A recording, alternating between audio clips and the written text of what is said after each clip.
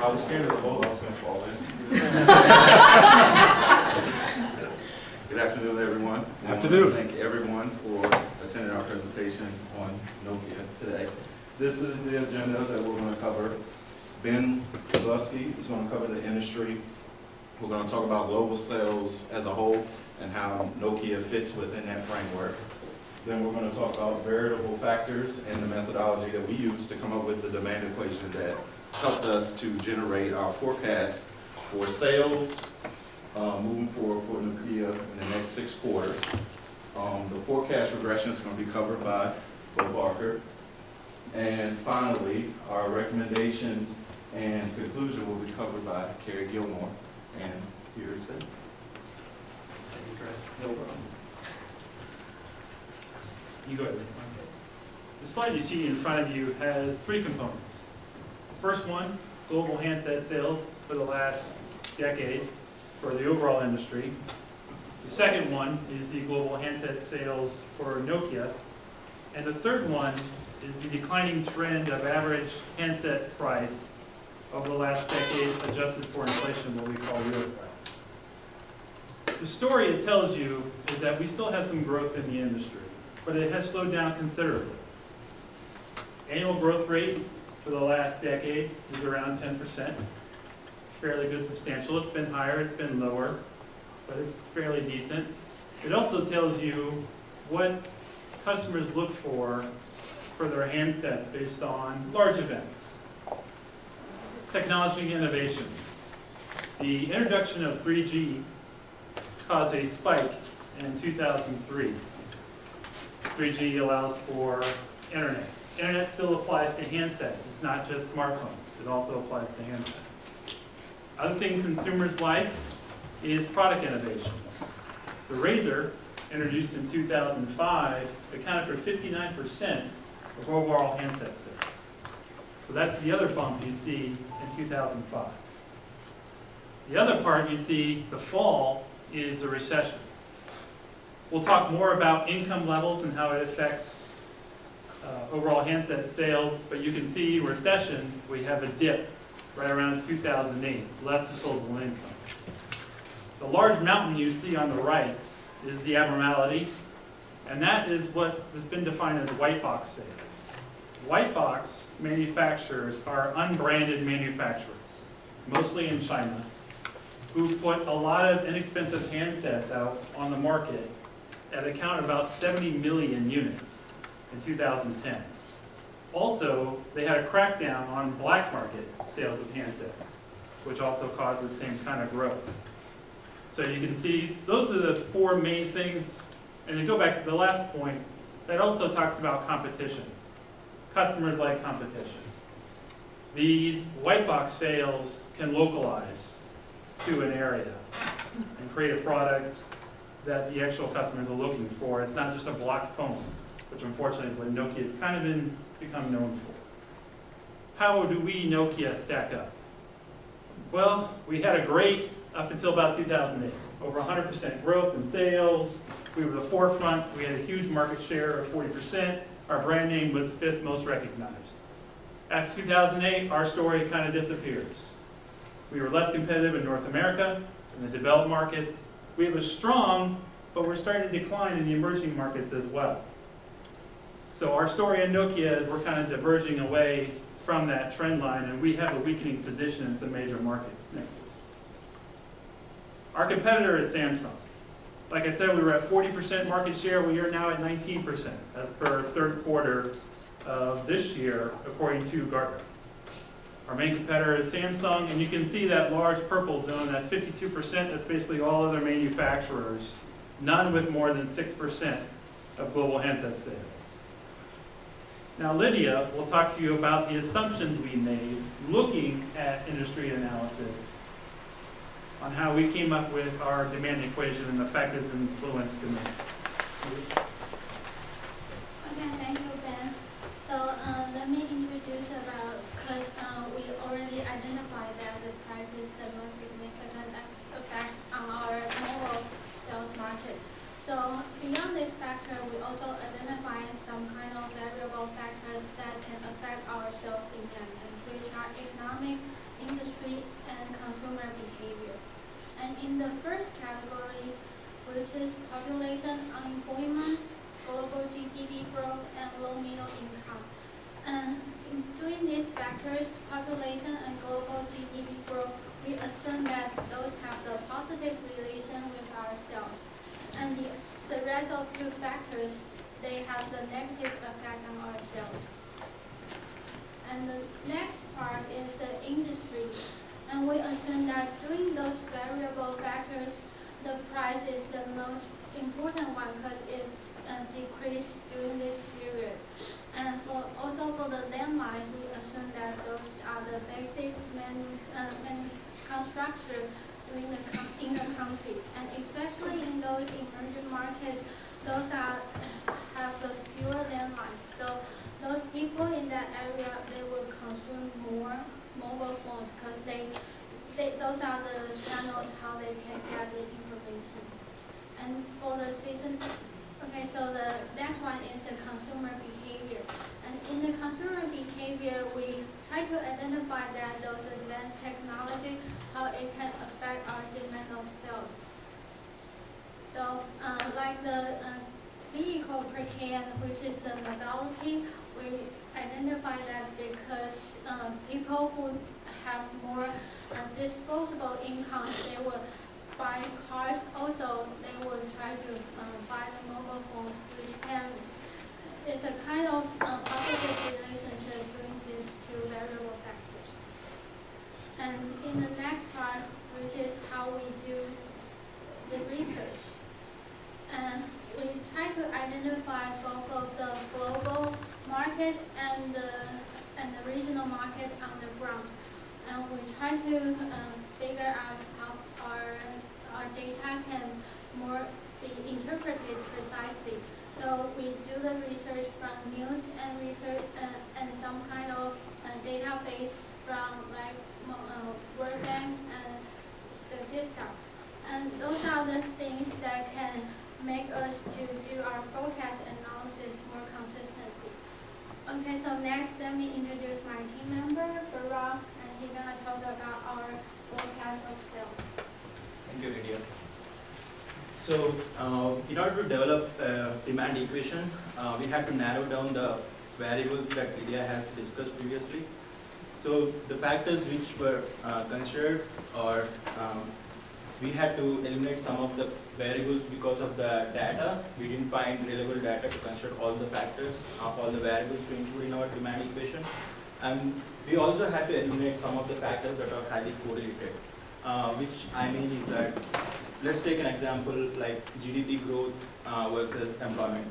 We all know that if GDP growth, if there is a positive GDP growth, there will be a lot more jobs compared to previous. So we had to eliminate those two variables, and we had to keep GDP instead of employment rate. So that's how we had narrowed down all these factors, variables into our demand equation, and we have come up with 4 variables that can explain the mobile sales growth worldwide. And one of them is, first one is GDP growth rate. We had a positive GDP growth rate all over the world except in 2009. That's because of the recession, as we already know. Basically, why we think GDP growth rate is an indicator of mobile sales increase is that GDP is usually calculated as a sum of government spending, export, investment, and consumer expenditure. So as GDP increases, there is every possibility that people will be spending a lot more on the goods and services than before, and that's the reason why we have considered GDP as a better indicator for mobile sales growth worldwide. And the next one is prices.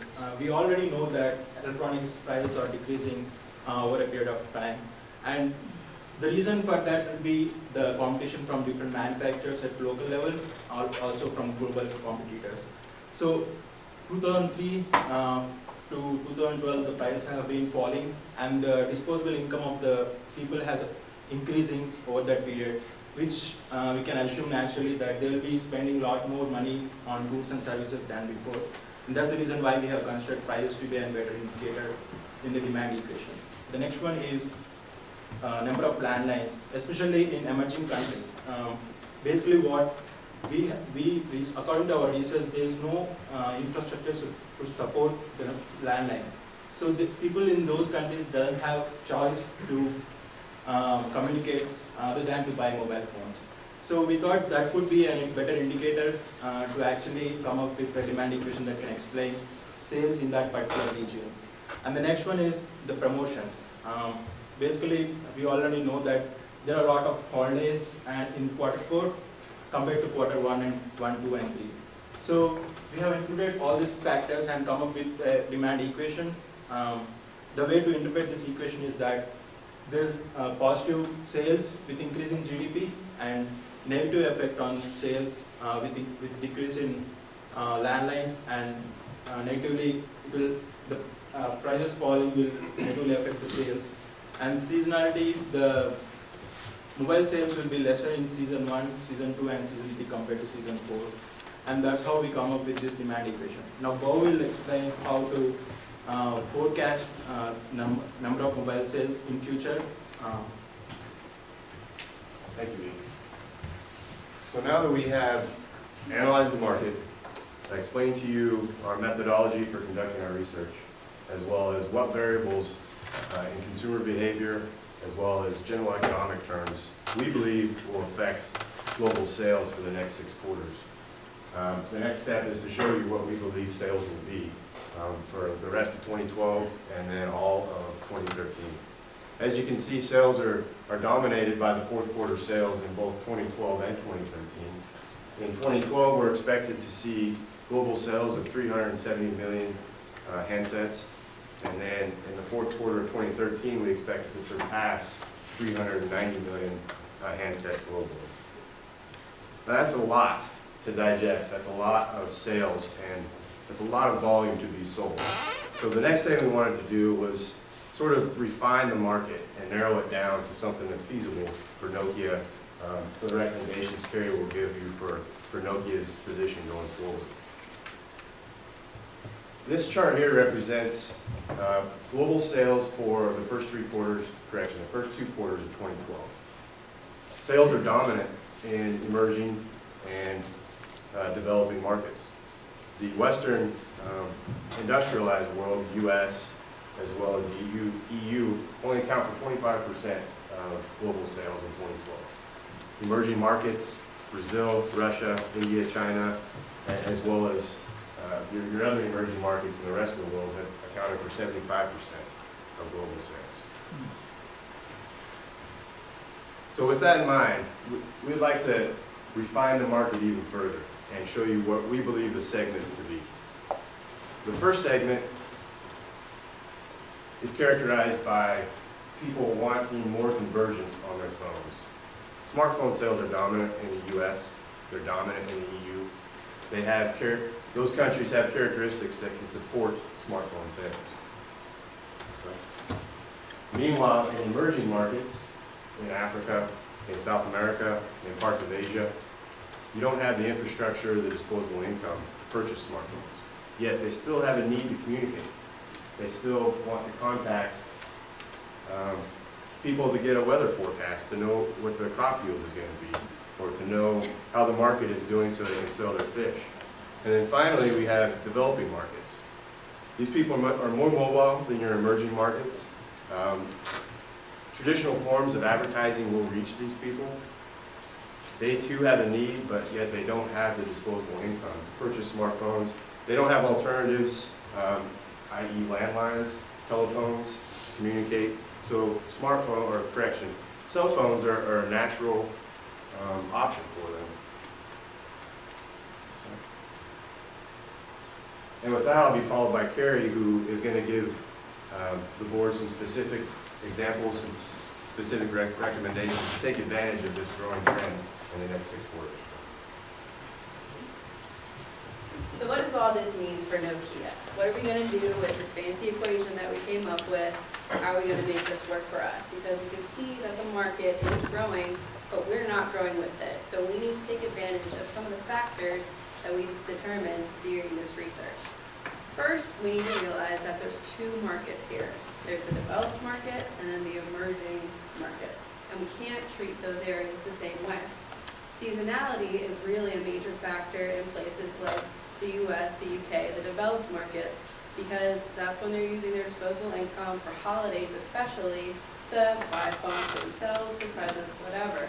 So in the developed markets, we want to focus our advertising in the fourth quarter and take advantage of the more willingness of consumers to purchase phones. Now, something that we need to, again, take very strong advantage of is our price point. You can go into an AT&T store right now, buy one of the top-notch 4 quad-core smartphones for 99 cents as a refurb. And that's because consumers in these developed markets buy their phones from the carriers, not from the manufacturers.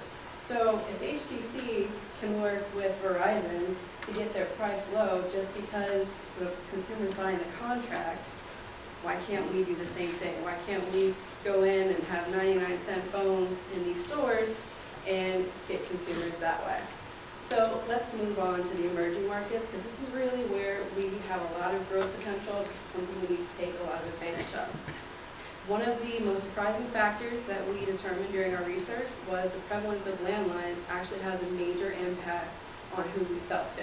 There's areas that have very few landlines that no one's really taking advantage of right now. And the people that live there, it doesn't look like they're gonna get expanded to because they're so remote and so few of them, but they're so spread out, there actually is a lot of opportunity here. These customers will buy from whoever takes their phone out to them and tries to sell to them. They don't have the time or the resources to go into the next major city and try to shop around for the best prices. We need to get out there and get to those customers. And we really also need to come up with some new product lines that are tailored to the individual markets that we're trying to get into. What works for somebody in Vietnam won't necessarily work for somebody in Argentina, won't necessarily work for somebody in Russia. We really need to come up with products that are specified to these individual markets. So, in conclusion, like we said, the market is definitely growing. There's definite opportunity for us to increase our market share back to what it used to be. And does anybody have any questions? Kerry, what caused the decline in share from 40 to 19?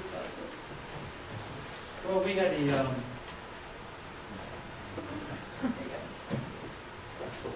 competition is really what drove us. We were making block phones, we were making similar phones, we were making a lot of different models, but not a lot of differentiation. And I think Samsung and the other companies really started to capitalize on that, producing, for example, when they talk about the global but local type of phone, white box, where they were really getting Nokia's number in 2010, for instance, Nokia hadn't built a multi-SIM card phone yet. That's the world in outside the United States and Europe. They don't change carriers. They take out SIM card, they put another one in, and then they use that phone. And Nokia was behind the trend with most of those companies. So we didn't differentiate, we don't compete well against these companies, we relied on former success. And we also had an operating system called Symbian, which really did not compete well against a lot of other different operating systems that were being produced at that time. So you saw our market share just disappear for the 5-year period from 08 to 12. So has that been fixed? From and not to go too far off subject, the Lumina is the introduction of trying to get Nokia back in the fight in the emerging market. For the feature phones or the cell phones, no. We really have not addressed that problem. We still have a strong market share because, again, people will buy when Nokia comes around and try to sell them. But I believe the handset market share will start to disappear if we don't differentiate our product line. Nokia has done two things, I think, recently that may position them for success. One is they have what they call the Nokia Research Center, where it's basically an integrated product team that will analyze, right now they're in Nairobi, analyze a specific area, and they'll develop their phones to be tailored or marketed to that specific region. And then I think it was just Friday, they partnered with. Yeah, the 6th, they partnered up with China Mobile, and they're trying to flood the market because China Mobile has over 700 million subscribers. So they're really trying to establish a strong presence in the Asian market. Excuse me, in the emerging markets, though, both you and Kerry touched on this. When you don't have landlines, preponderance of landlines, what's the situation with cell towers and communication vehicles for handheld devices? From our analysis, there hasn't been too much of a gap between the need to buy a cell phone and the introduction of cell towers. The infrastructure, from our research, is cheaper than to build miles upon miles of telephone lines. And we feel that the infrastructure is there and is outpacing the need. The recommendations that you're making, are you saying that these are not some things that we've looked at, the differences in the market before? Or are these enhancements to things that we've already done to recognize that certain markets require different kinds of marketing to those markets? Just make sure I understand the question there. A lot of markets in there. A lot of markets. No, our recommendations are not to say we haven't looked at the markets in different ways. It's to emphasize that one, there's a differentiation in the type of product desired, the smartphone versus handsets or feature phones, and as well as segmenting the market that way. It's a developed or developing nation is going to be targeted differently than the emerging market will. And I guess our recommendations are to understand that. I think Kerry said well that markets in Vietnam are not the same markets in South America. And the phones that we have produced the past 5 years aren't going to be successful next year. So developing phones that are meeting the needs of that particular market and then using a strategy to get to the emerging market rather than billboards or trying to advertise throughout the year is not successful in that particular market. Okay, my second question is, have you done forecasts of future sales based on your recommendations? What we're supposed to just do based on what we think the demand is going to do, not necessarily what these recommendations will do to our sales. Okay, so We do you have think not that done these this. recommendations will get us closer to our major competitors? I think it will, definitely. If we, Nokia kind of got caught up in the developed markets trying to come up with a new smartphone. They were competing with, Apple's iOS, with the Android platform, and they really held on to Symbian a lot longer than they should have. So it's kind of, not to say that the developed markets are a lost cause, but there's more opportunity for Nokia to grow in the emerging markets with what they already have, as opposed to trying to come up with a new platform that can compete with iOS and Android. What do you think is the real problem with the Nokia? Is it the product, or is it the culture of the company, or something else that we are not doing well? Like I said, I think definitely for a while it was the product.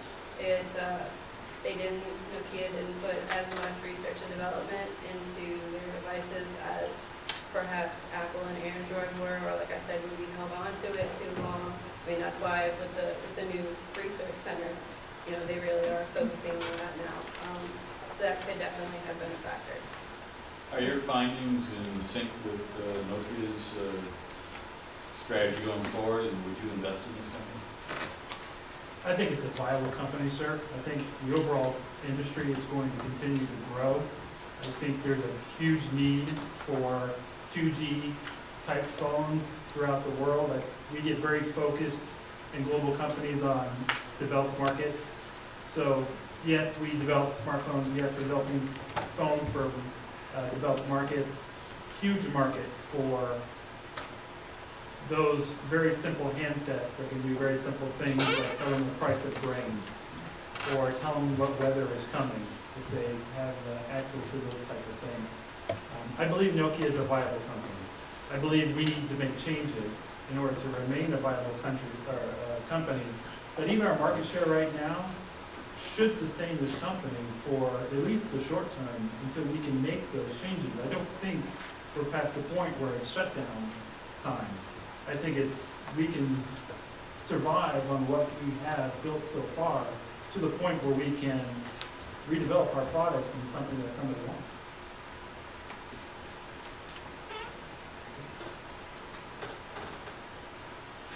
Any more questions? Thank you.